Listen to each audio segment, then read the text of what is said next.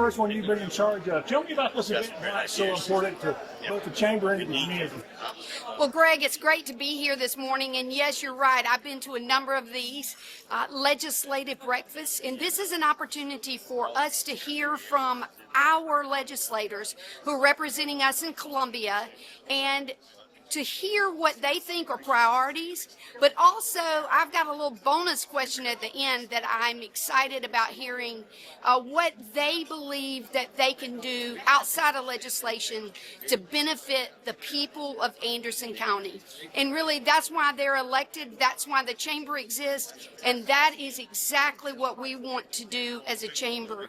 We want to work with our government officials, but every other sector in the community to do what's best to make our community a better place.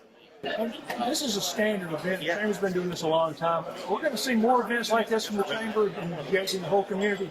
Yes, in fact, Brandy and I have been talking about having listening sessions, focus groups. We're not sure what the name will be, but we want to bring every sector of the community together to talk about what kinds of things will make our community a better place. And I always say that we want it to be a better place for everyone, and that means that we want to bring all of our members together. Every member is not a business, but we really do want to focus in on how businesses can be stronger, because when business is strong, that means that our community is strong.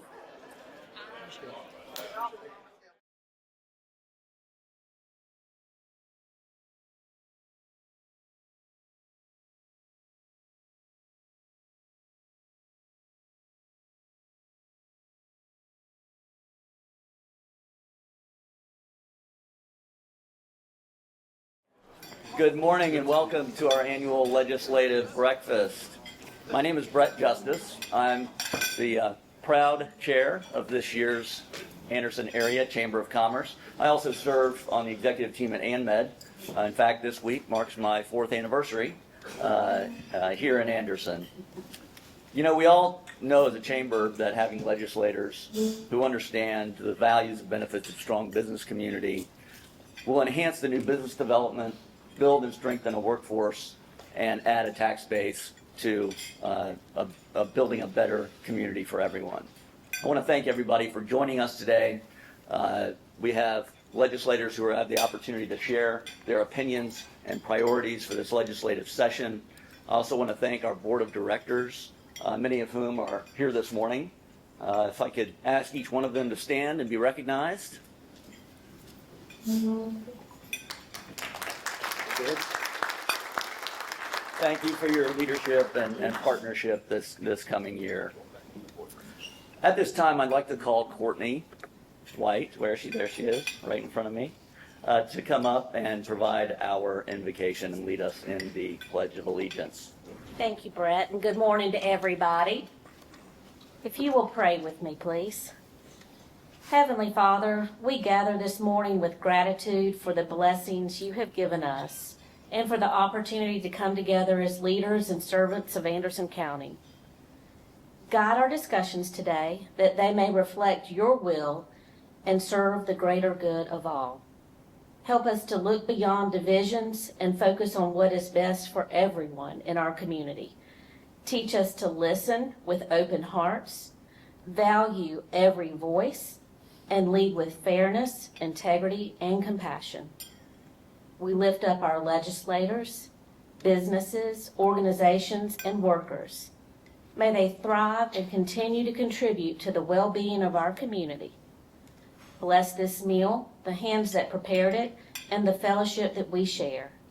May our work here honor you and build a better future for all. In your holy name we pray. Amen. If you'll stand for the pledge, please. I pledge allegiance to the flag of the United States of America and to the republic for which it stands, one nation, under God, indivisible, with liberty and justice for all. Thank you, Courtney. And now I'd like to call our Public Policy Committee Chair, Doug Wright, to the podium, and we'll get started this morning.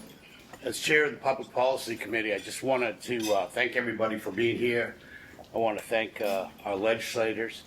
It's great for us as a chamber to have this connection with our local officials, you know. Not many chambers actually have this. So public policy, the members of that committee, I really appreciate you being here. And I think I'm supposed to introduce the sponsor today, which is AT&T. So I'm going to introduce Amanda Taylor. If she would come up, we thank them for being our chief sponsor this morning for our breakfast. Thank you. Thanks, Doug. Good morning, everyone. Thank you, ladies and gentlemen, and honored guests. First of all, this is some beautiful weather we're having today, right? So thank you for being here. My name is Amanda Taylor. Like Doug said, I'm the regional director for AT&T, South Carolina. I'm honored to serve the Anderson Chamber and support Anderson County. AT&T has been a cornerstone of Anderson County for 145 years, and we continue to connect communities across South Carolina. Together, we're not just building networks, we're building a brighter future. Again, I'm proud to support Anderson County. Thank you for being here this morning, and I hope you enjoy your breakfast. Thank you, Amanda, and thank you, AT&T. Good morning, I'm Carol Burdett, and I have the honor right now of serving as the interim CEO of the Chamber. And I am thrilled that you've joined us today. And it is my honor to introduce our legislative panel moderator. She is no stranger to any of us, especially to those that are up on the panel. You see, Ann Thayer was elected in 2010, serving in the South Carolina House of Representatives until she stepped down last year. Ann served on the Education Committee, chair of the Transportation and Public Works Committee, the Judiciary Committee, and the Labor, Commerce, and Industry Committee. And she also had the opportunity of serving on the subcommittee for real estate. She served as the chair of our delegation, and she is a past chair of AIM. And she is the recipient of many community awards. Please welcome our moderator today, the Honorable Ann Thayer. Yeah, couldn't get rid of me that easily. For anyone that knows me, everyone knows I am not a morning person. So usually if someone would have called and asked me to do a morning breakfast, the answer would have been no. But it was the chamber, and more importantly, it was these guys. And I will tell you, my heart for who they are and what they do is certainly always with them. So anyway, with that, y'all didn't come to hear me chat. You came to learn about them. Doug Wright is going to be our timekeeper. So we're going to start off. Most of your responses will have 2 minutes. The first one, just a minute. We want you to start. We'll start with you, Senator Cash, over here on the left, and work our way across. It's my understanding 2 of our other members are going to join us. But anyway, we just want you to introduce yourself and tell us which committees you're on. And if you would, sometimes the folks in the audience don't know exactly what those committees do. So maybe just real quickly talk about the type of legislation that comes through that committee. So Senator Cash, we'll start with you on the left. Yes, sir. Good morning. I'm Richard Cash. I represent District 3, South Carolina Senate. District 3 is the upper half basically of Anderson County. I've been there since 2017. Is this on? Is that better? I've been there since 2017. I was won an special election when Kevin Bryant became lieutenant governor. So, as far as my committees, each senator serves on 5 different committees. You choose your committees based on seniority. A lot of things in the Senate go by seniority. So right now I serve on Judiciary, Education, Family and Veteran Services, which is one committee, Rules and Medical Affairs. Now, are we supposed to talk about what we're doing this year? I'm not quite sure. We're going to get to that. That's later. Yes, sir. Okay. All right, well, glad to be here this morning. Look forward to the rest of the program. Well, we used to just sort of talk and then take questions from the audience. That was just last year, Mike. My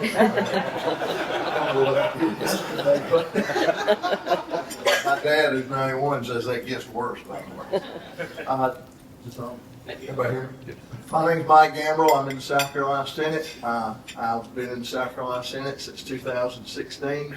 Previous to that, I served 10 years in the South Carolina House of Representatives. I know most of the folks in this room, and it's real pressure with Ann moderating this thing. Most time we kind of smooths over some stuff, but she knows. But as Richard says, in the Senate, everything's based on seniority. I currently serve on the Finance Committee, which puts the budget, is what the board does on the Finance Committee. Anything that deals with money comes through finance. Medical Affairs, which name's pretty obvious. Now, the one thing that I've never understood how I got to be subcommittee chairman on medical affairs of environmental issues. How did that get to be a medical affair? I don't know. But banking and insurance, I'm chairman of the banking subcommittee in that committee. Also family and veterans affairs along with Richard. I'm subcommittee chairman of the veterans affairs part of that committee. We've got a new chairman. Tom Young from Aiken's, new chairman of that committee. I look forward to working with Tom. And also a new committee for me this year, agriculture. I told him I've been raising cows for all my life, and I finally, after 19 years, I finally got put on agriculture. So I'm looking forward to that. Wes Clymer's the chairman from that. He's from up around the York, Rock Hill area. But look forward to whatever the rest of the program is. Thank you for having me. Okay, we'll move over to the other side, Representative Sanders. My name's Blake Sanders, and this is the most intimidating thing I have ever done. Is this thing on?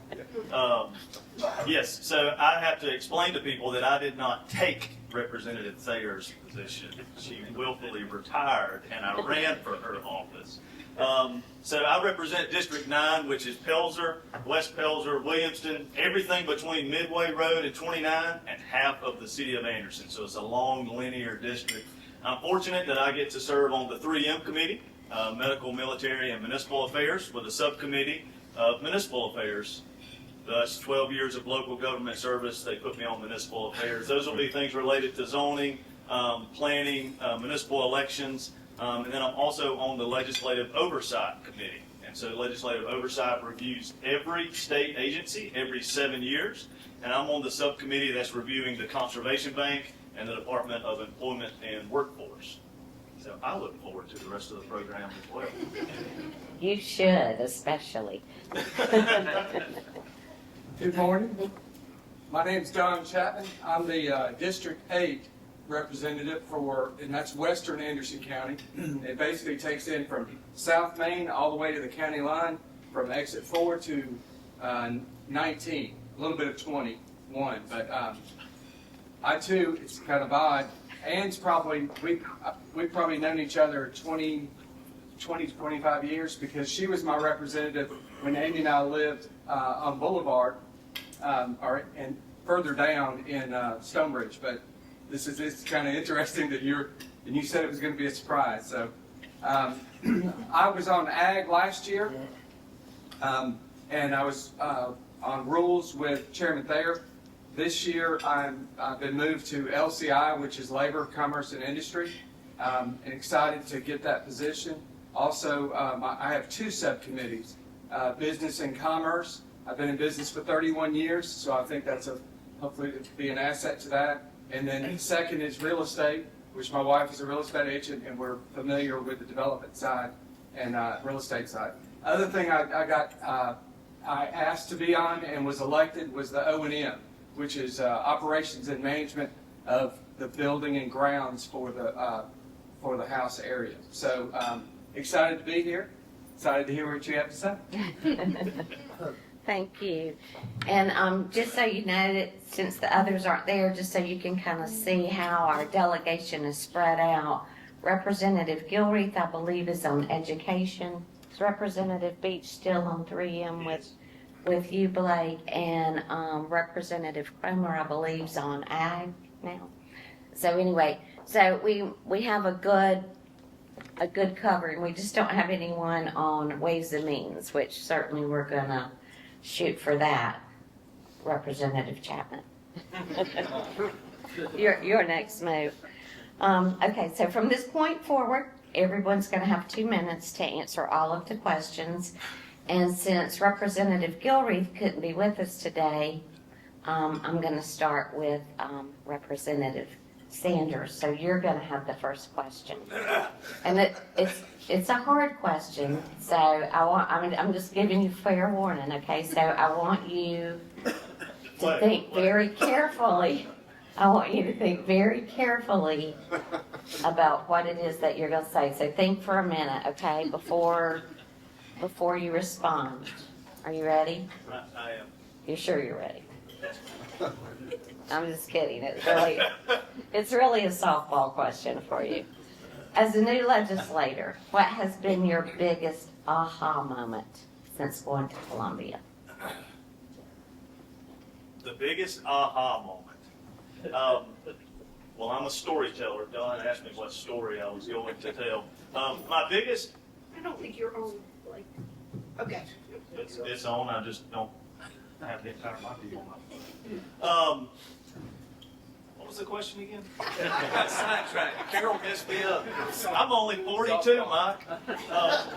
The biggest aha moment. So there's been 2 moments. The first being how helpful everyone actually is, regardless of party or caucus or how long they've been there. Everyone has been willing to talk to you about who to talk to, who are the good guys, what are the good bills, what are the good committees. And for me, that was an aha, because all I had done was politic and be a candidate. And so I thought we were supposed to go down there and fight each other. But we actually all want what's best for South Carolina, and that was an aha moment. So my story, though, it was an aha moment because I thought I was going to jail my first day president. So we were all going to be sworn in together. My family could not be there. My daughter had a chorus performance. My wife was at work. So I was there alone, just drinking coffee in the lobby, meeting everyone's spouse. And there's some freshmen that are walking, instead of going through security, they were just walking up the door or the steps of the State House. And so I saw them and they knocked on the door. Well, they give you this special little key card where you can open up any door in the State House.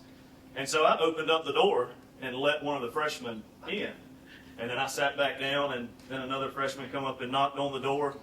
And so I opened it up again, and this time I took a book off of a shelf and propped the door open, which I didn't think was that big of a deal until the sergeant at arms took me in his office and said I had breached security for the entire State House during our swearing-in ceremony. And so that was my aha moment of everyone should go through security at the State House. Thank you. That's great. All right, I guess we'll go ahead and start on the left-hand side. If Senator Cash and Representative Gambrell almost said he was a representative with us for so many years before he defected and went to the Senate. Anyway, I'm sorry, Senator Gambrell. If each of you would just tell us, and this probably won't even take 2 minutes, but what your top one legislative priority is for this session. Well, I'll go first. That's easy. Anybody who knows me knows that right to life is my #1 priority. Has been since I went to Columbia. Will continue to be until we get the job done. So where we're at on that, very simply, is in 2023 we passed a heartbeat bill, which is the current law of South Carolina, which means that if a baby has a beating heart, you can't kill the baby. What we failed to do is pass the Human Life Protection Act, a much stronger bill that came out of the House. In 2023, the House voted 83-1 among Republicans to pass the Human Life Protection Act. The one Republican who didn't vote for it is no longer in office. The bill got hung up in the Senate. 6 Republicans voted with Democrats. In the Senate, to pass something, you've got to have 26 votes. We only ended up with 24 votes. 3 of those 6 Republicans who worked with the Democrats are no longer in office. In addition, we have 4 new Republicans in the Senate. I think to some degree they rode Trump's coattails and beat Democrats. So in the South Carolina Senate now we have a 34-12 majority among Republicans. So I think the Human Life Protection Act will come back sometime in this session, hopefully in 2025, but not, I think it will come back for another vote before the end of the session in 2026. Thank you. What was the majority, the ratio between Republicans and Democrats prior to this last election? Well, I'll tell you quickly, since I've been elected, when I went down there, it was 27-19. Now, the significance of that, if you begin to understand the rules, is you have to have 26 votes to stop a filibuster and pass something. So when I first went to Columbia, you could only lose one Republican on any controversial issue, because if you lost two, you couldn't pass it. Okay. In 2020, it went from 27-19 to 30 to 60. And now it's at 34-12. So really, the South Carolina Senate and the General Assembly can do anything that the Republicans, having a broad consensus, want to do. Right. Thank you. But you still got to get 26 votes. Thank you, Senator Cash. Senator Gambrell. Every year I get asked what's my number one priority. And it's the same answer. It's been the same answer for 19 years now. It's constituent service. You know, you call me or you call my aide Kathy, and everybody stopped anybody in my office, you've met Kathy Marsh. Kathy just celebrated her 50th year of service in the South Carolina Senate. She's forgotten more about the Senate than I'll ever know. But it's just amazing the wealth of institutional knowledge that she's got. And it's constituent service, and that's the very least we can do. Jobs, taxes, and education, I gotta have 25 more senators go along with me on that one. But constituent service is when you call me, and you're having an issue with state government or state agency, or just problem in general, we will get you an answer. It's not always going to be the answer you want to hear, but it'll be the right answer, and that's the least we can do. And you know, and I've kind of modeled my career over that. You know, we'll have the next best thing for me is always the budget. You know, I'm on finance, and we got the checkbook. You know, so it's budget's always good. The year looks awful good. When I first went in 06, I think the budget was $5.2 billion. Last year it was $14.something billion. State's growing. It's little state's honey. And, you know, bless her heart, we just try to stay out of the way and let it go all we can. But, you know, with better budgets and better numbers comes bigger responsibility. We got to be careful how we deal with it, what we deal with it. And, but that's, like I say, it's considered. If you have an issue with anybody, give us a call. We're not hard to get hold of. And do me a favor. The best thing that ever happened to us was email, by the way. And because the reason I say that, you email me or Kathy sees all my emails. You email us with a problem or an issue, that's putting it in your words. Because if you call me on the phone going down the road and I try to go explain it, I'm going to bugger it up some way. But what I can do with that email is forward it directly to the person that can help you with that issue or that problem. And then we'll put you in touch with who can. Thank you. Thank you. Well, since we're already on this side of the room, and we're going to give you that opportunity to answer that question at the end. So anyway, senators, we'll just stay over here with you for the next question. And these questions are questions that were of interest to the members of our chamber. So the first question will go to our senators concerning liquor liability. Costs are significantly higher, as most of you know, in South Carolina than those of our other states. And a business serving liquor can be fully liable for legal verdicts, even if they're just responsible for 1%, even if they're just at 1% of fault. This results in excessive litigation, higher payouts, and higher insurance premiums. So we're just wondering, I know this was an issue that we tried to battle last session. What do you see going forward this session that we can do to help alleviate this? So, we had a bill on the floor of the Senate at the end of the last session, and the bill failed. Now, the reason it failed is because you could not get a broad enough consensus within the Republican caucus to pass the bill. Again, we have a supermajority, whatever the Republican caucus, in a very broad sense, determines it wants to do, it can do.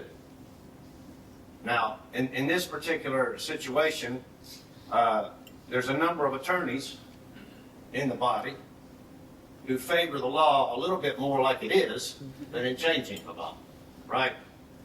So, again, in 2024, we will have 34 Republicans. You got to have 26 to pass something. Last time we only had 30 Republicans, which meant if 5 people said no go, 5 people could scuttle the bill. And so at the end of the day, there was a proposal that was brought forward where they were trying to reach some kind of compromise. But what happened was, the majority leader, Senator Massey, who favors, tort reform, and I certainly do as well, he looked at the deal that was coming from the other side and said, look, it'd be better off to have nothing than to take this, which is not going to fix the problem, but would give the appearance of fixing the problem. What you don't want to do is pass something and now it's off the agenda and you can't get it back up and you didn't really fix the problem. So whether we have the votes and what the solution is going to be, I don't know exactly, but I think it'll be back on the floor, but probably, my guess, maybe by the end of February. Like I say, we've been fighting this issue for several years. I've had people reach out to me, restaurant owners, bar owners. And the one thing that we've had success with a couple of them is just ask them to shop around till we can get something fixed in Columbia. And we've had some folks here locally that have shopped it around and come down with a good deal. The thing about liquor liability, what's different with it than your homeowners and your car insurance, your insurance carrier wants to go up on your rates for your car, your homeowners. They're regulated. They're required to go before the Department of Insurance to be approved for that rate increase. Liquor liability is not regulated. I kept harping last year. I said, it's pretty simple. To me, regulate them. They can go before the Department of Insurance and get their rate increase approved or disapproved. But, it didn't go very far. Everybody said, oh, they'll all leave the state. I said, no, they won't. You think they're going to leave that pot of money laying there? We went through the same thing when we did the wind and hail stuff for anybody that's ever been that lived at the beach. State used to do all the wind and hail. And then said, oh, we're going to bring private folks in. Oh, no, nobody will come in. Nobody will come in. South Carolina's does very little wind and hail now. We privatized it and it worked beautifully. But that's my suggestion. Right now, there's a bill, S-244. And if you get on your Facebook page, I'm getting beat up about S-244, and I'm not even co-sponsor. And we haven't even had a hearing on it, I don't think, so far, since judiciary. But it assigns proportional liability. Like Ann said, somebody went to a bar and then they went to another bar and went to another bar and went to another bar and went to another bar. And then they sue the one bar for the 100% the whole thing if something bad that happens. The bar that has the money. Yeah, that's right. They know where the deep pockets are. Yeah. That's their job, and they're very good at their job. No difference to any attorneys in the room. But that's kind of where we are. We're just waiting for a big hearing to get started. To be able to look, don't get real excited when you first. Let me say this about this or any other legislation. Don't get real excited about it and fired up about it when you read it for the first time. Because very seldom does anything look like what it starts out to be in the Senate especially. There'll be amendments to it. There'll be caveats put in it. But work with us. Let us hear from you. Thank you. Thank you, Senator. And I wasn't going to send this over to the other side, but just since they're on the Senate side, Representative Chapman, real quickly, if you would just maybe tell us what you guys are doing on the House side with this, and we'll go on to the Good next. thing is that my desk mate and suite mate, Craig Gagnon, is on LCI with me, and he's the insurance sub-chair. So I've co-sponsored the bill as well, but I believe, and it's kind of evident in the way, the simplest terms that I've found to explain it to people, just as was explained there, but if you go to have a mimosa at a breakfast, and then later that night, you drink throughout the entire day, and that person then you have an accident, the last bar that served you or overserved you probably is the most liable. But the way it's written, the guy that was the mimosa, if he's the richest person or the wealthiest, that's who everybody goes after. And then if all the other businesses close or go bankrupt, like what happened with the convenience store issue with the Murdoch case, that's what kind of began the whole process. But for us, we've not had any committee meetings as well yet, but I'm sure I'll be very involved with that since I serve on the LCI committee this year. But Craig is, and unfortunately Craig's not here. He can only see patients on Mondays and Fridays, but I'll definitely keep us up to date on that. I do a legislative update weekly. If you're in my area or not, if you'll give me your email address, I can add you to that. But I do that every single week while we're in session. Thank you very much. Let's talk about child care. We have so many of our employees that are leaving the workforce place because it's either unavailable or unaffordable. Is anybody talking about that on the House side? That's the question for Representative Sanders and Representative Chapman, so you can both respond to that. So one thing I have very little experience with is children, because Amy and I do not have children after 30 years of marriage. But I know that a lot of the larger industries have gone out and created, like TTI has created Arthrex has created a child care opportunity for employees to use that. Now I think there's a cost to that, just as there is everywhere else. But I don't have a lot of knowledge for that. That's a 3N thing. The one thing I would, so I'll take another 30 seconds, but the wow moment for me is going there last year as a freshman, is that you cannot go to all the committees. It's almost impossible to read all the bills. It's almost impossible to see all the different information. What you try to do is you try to find people, fellow legislators, who have similar values of you, that you can rely on when they're in those committee meetings, so that you can say, hey, what is the synopsis of this, and what's something that I need to know, more importantly, when it gets into committee hearings. But Ann was really good about sharing her knowledge with that. We are going to miss her this year, so but that's part of the shared knowledge that you try to do with everybody. Even on the Senate side, I'll talk to I see Mike more often than I do Richard, but that's one of the things to try to do, is try to share the information. Absolutely, thank you. Yeah, and I'll just add, we've had 0 committee meetings in 3M, so appreciate Don pointing out that those bills would come to 3M. Back in the hot seat again. This is awkward. So a couple of things happened last year, though. First Steps was expanded, and so First Steps is from 6 weeks to 4K.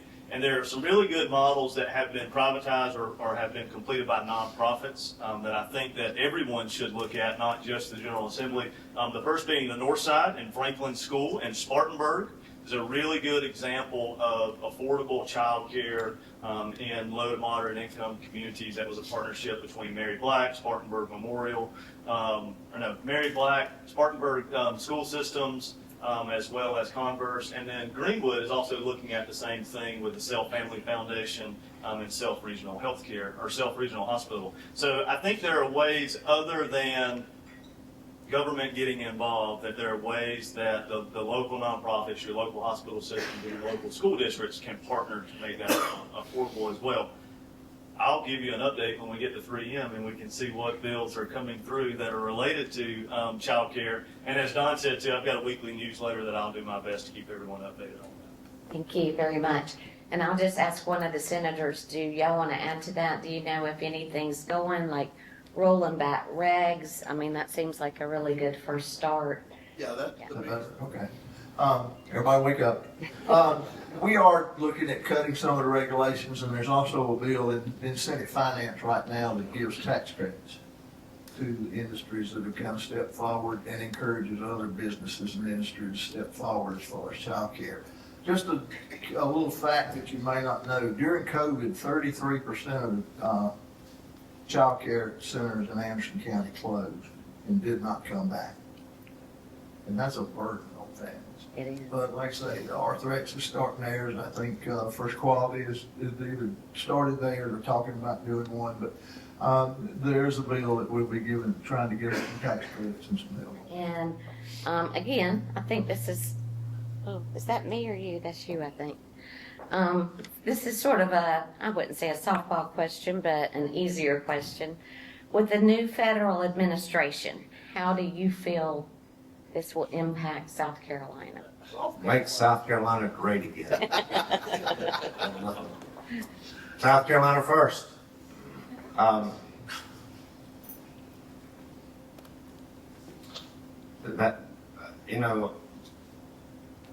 People often ask me questions that end up being questions about something that's being decided in Washington as opposed to South Carolina. So certainly we pay attention to what's going on up there, but a lot of times what they're doing up there is not directly related to what we're doing here. If they're doing something about illegal immigration, that may filter down to South Carolina in some fashion, in some statute that we may pass or adjust. But at other times, the legislative agenda here is not going to be the same. We're talking about tort reform, right? Exactly. So that's not coming out of Washington. That's a problem that is in South Carolina that we're trying to solve. So anyhow, that's just kind of how I look at it. We got our eyes focused on what we're doing in South Carolina. That's what we can affect, not so much whatever's in the headlines going out of Washington. Do you believe that we will receive less federal funding maybe from the feds with someone new in charge? Mr. Finance. Okay. Good answer, Senator Cash. Today, I think I don't know, you're going to have more specialized federal funding. You don't actually have to justify what you're asking for. That's not a bad thing. We have to do it in our budgets every day in our household. And we're going to do it on state level, we're certainly going to do it on federal level. But talking about, Richard brought up Washington, we've got Rick Atkins here, Chief of Staff for our new Congressman Sherry Biggs. Give him the mic. Where was Logan at? Logan's here from Senator Graham's office. Susan's here from Sherry Biggs' office. Who am I missing? Anyway, I say that to say this. Our state delegation, this delegation, and our federal delegations work very closely together. Lots of times things cross over. They'll get requests that kind of fall in our area purview. We get requests like disability and Social Security and things that fall more in their purview. And that staff is amazing. Senator Graham's staff, Senator Scott's staff, they all do. Senator Ms. Biggs, Sherry's staff. Thank goodness she kept most of you, because I'm gonna tell you, it's just real easy you pick up the phone and you call them. We know who we're talking to. They know what they're doing. We kind of know what we're doing. But like I say, I can't say enough about the service that our local federal delegation gives to our area. Yeah, I totally agree. I know that Logan Kipling at Senator Graham's office and Rick Adkins are thrilled that I'm no longer in office and I don't have to call them so much anymore. But I will miss y'all guys. You guys like call and take me to lunch or something. All right. With the rapid increase in economic development and an increase in the number of people moving to South Carolina, how are we going to address the energy crisis that is now before us? So that was actually my number one priority is South Carolina energy is at a crisis. I believe South Carolina is the fastest growing state in the United States by per capita. And because of that, a lot of the draw is from the new industry coming in, the new homes. I mean, obviously there's a lot being built, but a lot of people coming into the area. There's a piece of legislation that I've co-sponsored along with several others that's H 3309, which is the South Carolina Energy Act. And now it is a large bill. I think it's 85 pages or something when it's all said and done. And I'll be honest with you, it's written by, I think, a variety of attorneys, and it's got a lot of information where I had to actually take that and use some of that energy that they're saying that's increasing to put it into ChatGPT and say, can you break this down into something a little bit more simple that an architect can understand, not an attorney. And it's a lot of information, but a lot of it is going to do is to try to have a variety of opportunities for energy, whether it be natural gas, whether it be nuclear. There's some other alternatives in there as far as solar. I think wind is out based on with what President Trump has mentioned, but there's the idea is to get a variety of opportunities for building some new plants, creating some opportunities for new energy. Because I sat in on a committee hearing that was, I think it was probably 6 hours or so, and it was kind of interesting to hear that it said that that a simple Google search today from 7 years ago takes it's either 7 times more power to do that same simple Google search that it used to 7 years ago. And that tells you how much power is being used by some of the things that are coming into the state, which is the large systems that are creating those searches. Thank you. Representative Sanders. That was a dang good answer. So one thing I have learned, maybe another aha moment, is that my knowledge pool became extremely shallow and extremely long. So you know a little bit about a lot of stuff really, really quick. So for energy, to echo what Don said, it's looking at all the options. It's natural gas. It's what does the nuclear look like? What does it look like if we had more hydro? What does it look like with more solar? Don is correct. That bill is 85 plus pages, and there's a lot of whereas and therefores and shalls, and I have not ChatGPT'd it. But it will be interesting to see. I with Don watch the committee meetings, and the other thing that I'll tell you is that everything is available online. Maybe another aha. I've got a lot of aha moments.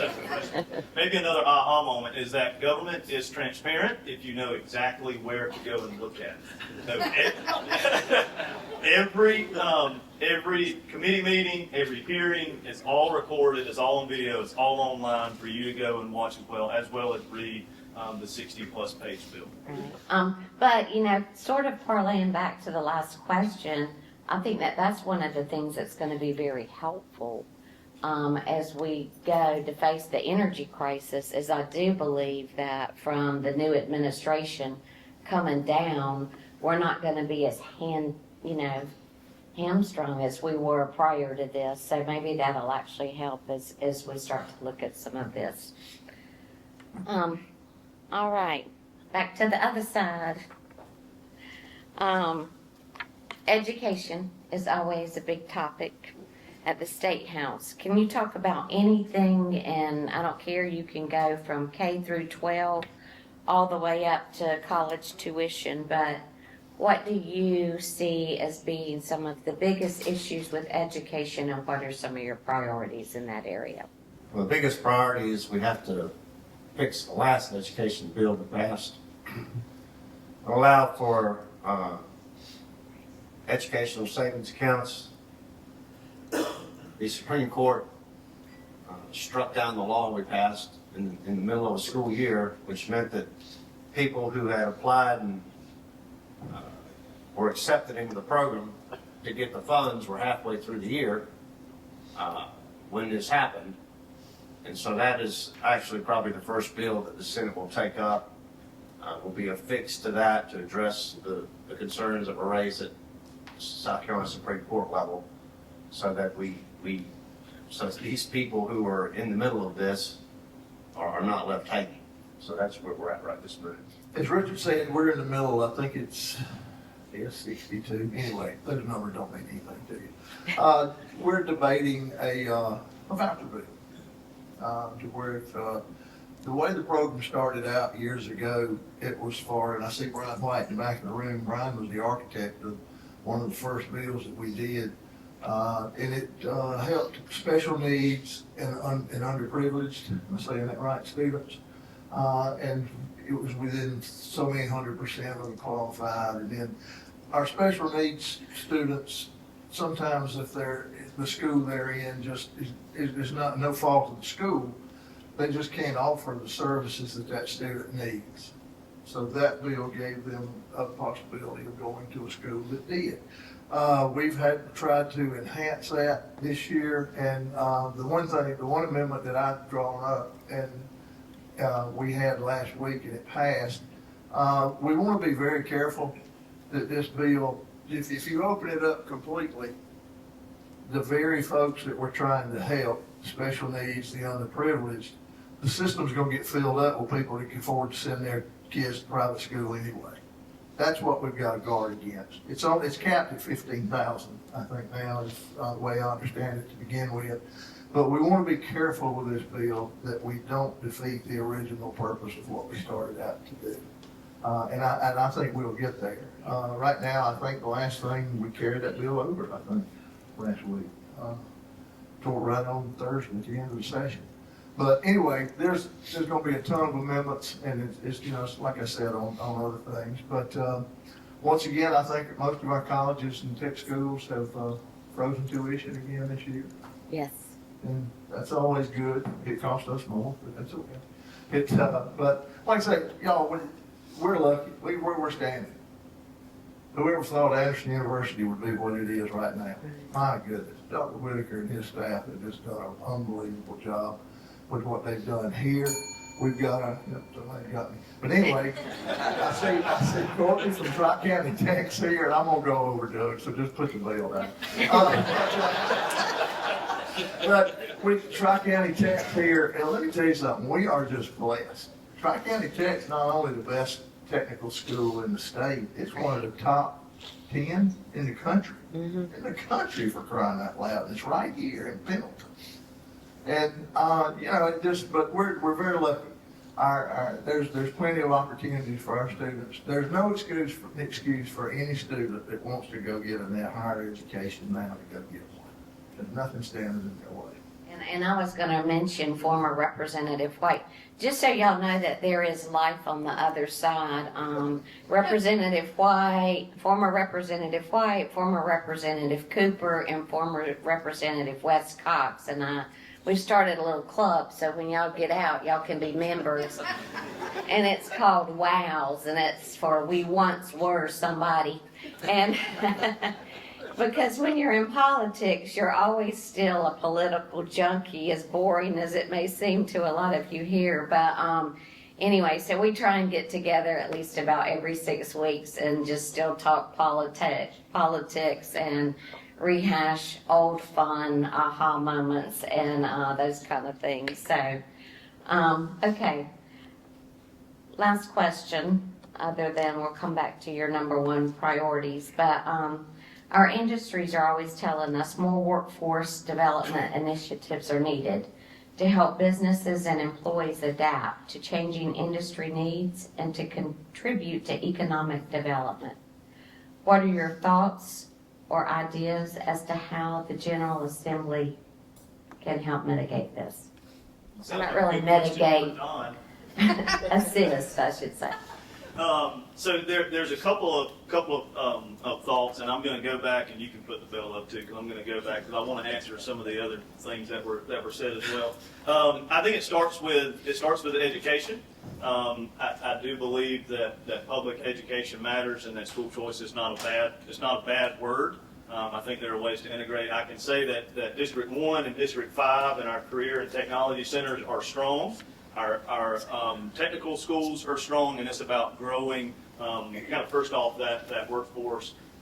Priorities for education, though, making sure that the children want to learn, and that as parents we feel that they are safe while they're doing so. So if you want to go just to pre-filed legislation on schouse.gov, Control F, and just type in education, and there are probably 150 bills related to school district consolidation. I was supposed to get a boo. Firearm detectors, requiring exercise during the school day, all of those things, but public safety, or safety for those students kind of being the number one priority. The other bill that I'll reference would be business regulation reform, which is House Bill 3021, which would start to cut regulations so that businesses could grow, so that they could increase their workforce, so that they could continue to partner with our school districts, our career centers, and our tech schools to encourage more economic development. I think the other thing we have to do is make sure that we keep our economic development in state. Far too many times, just in my short 3 days in session, remember we were out last week, there's a lot of discussion about, they're moving, this company is moving here, and we're losing 40 jobs, but we're adding 70 jobs, or we're adding 80 jobs. But we need to look at those price points. We need to look at where they're coming from. We need to make sure that the federal cuts don't impact our state budgets. And I think this was already being mentioned to me. But what happens when the feds cut, but then we have to support, whether it's the seniors, whether it's our veterans or our retired military, we, the state, have to come up with that funding to do so. And so I will covet your prayers as much as possible as we move through looking at how economics or economic development impacts education, and how education impacts the budget, and how the budget impacts our seniors and others. It's all really tied together in this nice little woven web that we all have to tangle ourselves into. Thank I'll you. let Don give you like a really detailed answer. And what was the original? What was the original question? It was a long question. You can just talk about it. Workforce development. Our industries talk to us all the time about the importance of workforce development because everything's always changing and they're needing to adapt. So what are your thoughts, and what do you believe that the General Assembly can do to assist that? So I guess first and foremost, my key thing that I want to make sure that we protect our existing businesses. Granted, we want to bring in new businesses into South Carolina, but at the same time, we don't want to do it at the expense of our existing businesses. And so I know, like, for example, Scout Motors is coming into South Carolina in Blythewood. There was, of course, if you hear maybe some others that aren't here, we gave them, it made it sound as if we gave them all this money in cash and then let them come into South Carolina to build vehicles. But in actuality, part of that budget, or the budget that was allocated to them, was workforce development, a building that was going to house, to create more workforce development for that area because that area was struggling. And so that's one area that we can do. I know that we have a new one here on off the Michelin Boulevard that was added. But the key is going to be, we've got to protect our existing businesses, but through our tech schools, I think that's our primary goal, is we've got to stand behind our tech schools because that's where a lot of our workforce development is being hired from. Arthrex, through Rotary, went through Arthrex plant, and that was one of the key things that they talked about, was they were able to bring in employees directly from their programs right into their workforce. And so that's, I think, a key element. The other is our technology centers, schools that we have. I think there's one in 2, and then there's one in District 5. Those are excellent opportunities. When I was going to high school, we didn't have that. I think the Duffy was about the only place that you could get some kind of workforce training. And those, I think, are doing tremendous, they've got tremendous progress in making those students then want to go to the tech school to then go into the workforce. Well, because we're going to end with what is your number one legislative priority?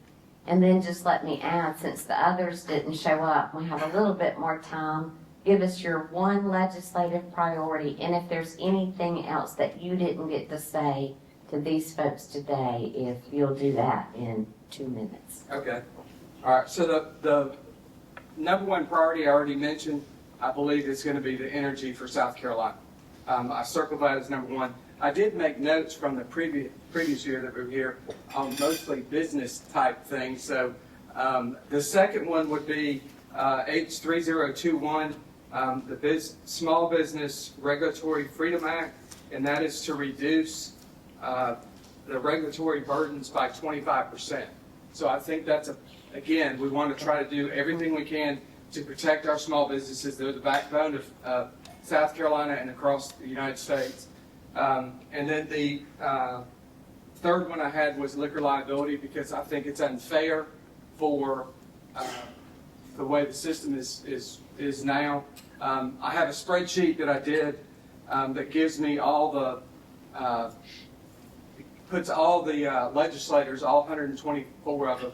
I think we're missing 2 now, so 124 of them, puts them by a category of who they are and what they do and how long they've been there. And I think there's 32 attorneys. Not that there's anything wrong with attorneys, but you know, a good bit of the body is going to kind of, I think, it'll be against that portion. The last thing I wanted to mention to you is I did this I think last year. This is our pre-filed bills. So these are front and back. There's usually 4 to 5 on each sheet.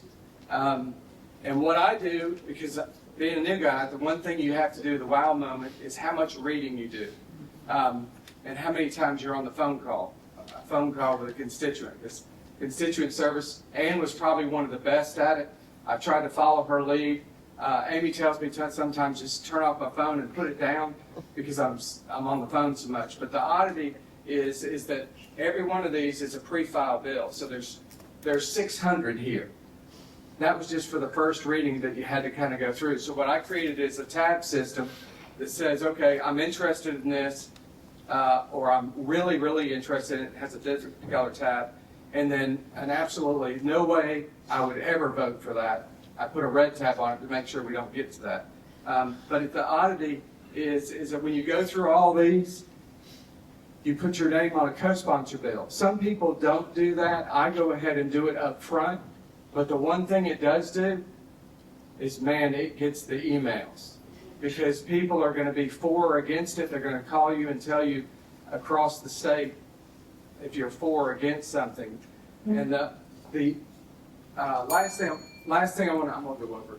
The last thing I want to tell you was, when you have a email, it's best if you have a constituent issue for your area to email that particular constituent.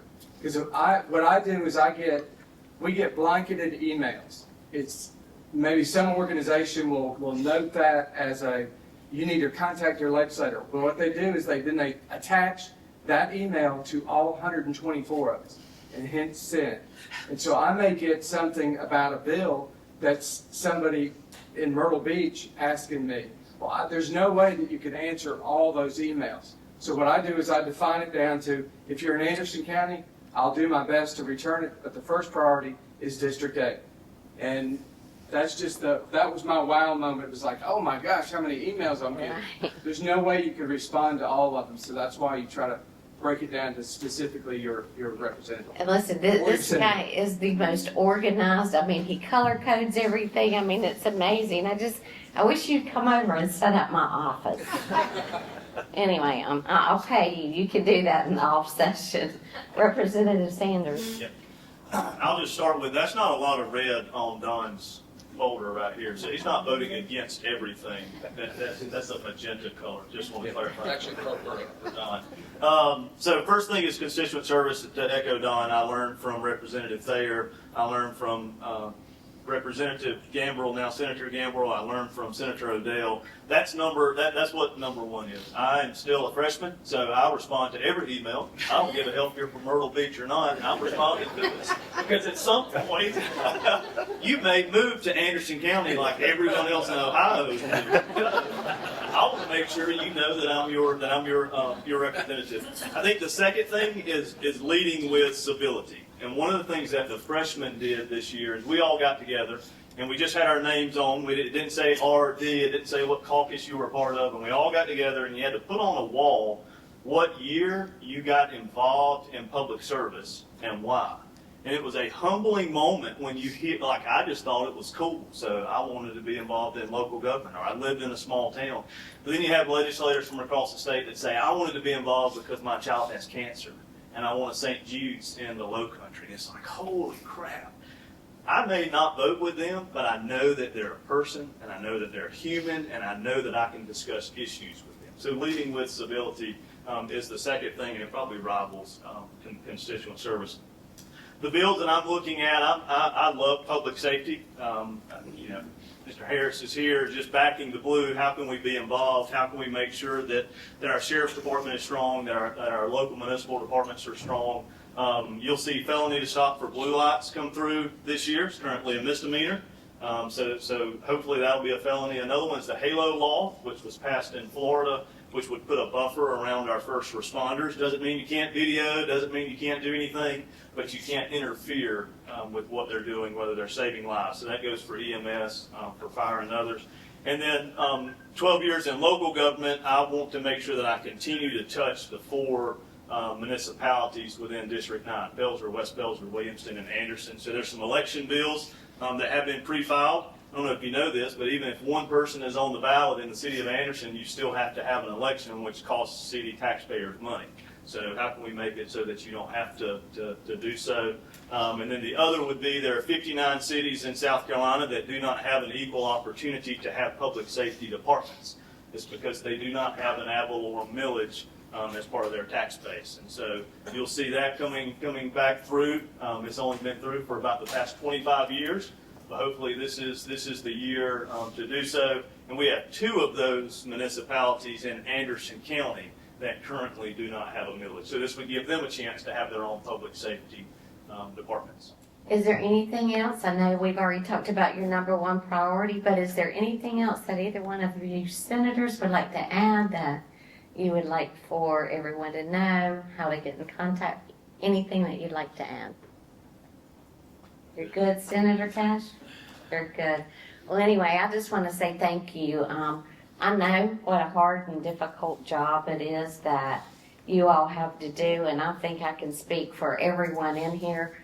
We are so very grateful for your service, and I can attest that these guys do a great job. I had the opportunity to work with them for years, and even though Blake wasn't on the delegation, the community I served, he was the mayor there, but I worked with both of these senators and with Representative Chapman, and these are some amazing folks here. So let's just give them a round of applause and let them know how much we appreciate them. So let's give our moderator a round of applause. Thank you, Anne. It gives me the opportunity right now to thank so many people that have made today possible. But before I get to that, I have a bonus question for the panel. So you can be thinking about your answer while I'm thanking everyone. But as a legislator, you have a great deal of influence just because of your position. So I want you to tell the audience one thing that you want to do this year to make Anderson County a better place that has nothing to do with legislation. So put your thinking caps on and I'll be back with you in just a minute. So in thanking everyone today, I want to thank U.S. Senator Graham's office. Logan Kipling is here. Logan, where are you? There he is. Yay, thank you. We have several members of our new Congresswoman Sherry Bigstaff, including Rick and others. Thank you for being here today. And we also have a representative from the U.S. Chamber of Commerce, Clark Jackson, as well as several of our local city council members, Kyle Newton, Louis Martinez from City of Anderson, Will Ragland, the mayor of Pelzer, and the mayor of Belton, Eleanor Dorm, along with her town administrator. So, who else do we need to thank today? We need to thank Brandy Greer for putting today together. Where are you, Brandy? Let's give her a big hand.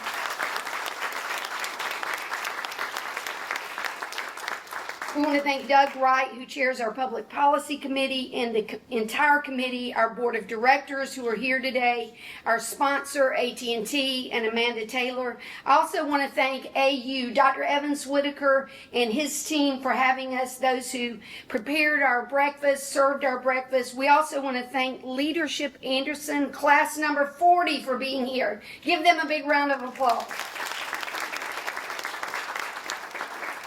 And Courtney, thank you for providing us with our invocation today. So back to our bonus question. Who wants to go first? Uh-oh, Senator Gambrell. So what would you like to influence to make our community better? Still thinking, and anybody's ever dealt with me, that could take a day and a half. We just want to make our quality of life better in Anderson County. You know, and I'll say this, we go on recruiting trips, industry recruiting trips. Number one question is, can I make a profit? Number two, can I get a good workforce? Number three, quality of life. And that's changed. That's flip-flopped totally. Quality of life used to be way down the list of things that we do. And I just want to help do my part to help provide the quality of life. I want to make sure nobody gets left behind. You know, it's the old adage of rising tide. Rising tide rises all boats or something like that. Feel free to fix that. But, you know, I mean, it's where we live. We live here. You know, and everybody says, oh, you know, why? I live here.